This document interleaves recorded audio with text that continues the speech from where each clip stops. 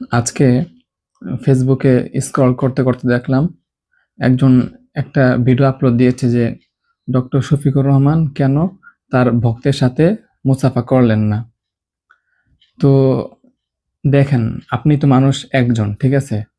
তো যখন আপনি রোজা রেখে কোথাও যাবেন আর সেখানে যদি দেখেন যে একসাথে শত শত মানুষ আপনার সাথে মুসাফা করার জন্য আসছে, তো আপনি কয়জনের সাথে মুসাফা করতে পারবেন?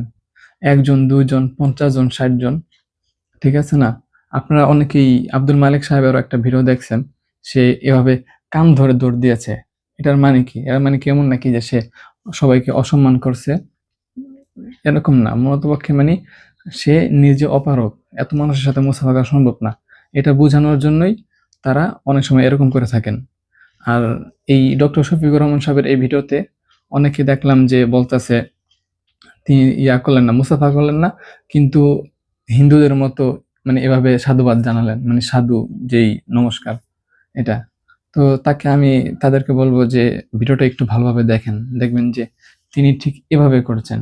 এভাবে এটা করা মানে নমস্কার জানানো না, মানে সকলের প্রতি সম্মান, কিন্তু আমি অপারক। ঠিক আছে? তো আশা রাখি বিষয়গুলো স্পষ্ট।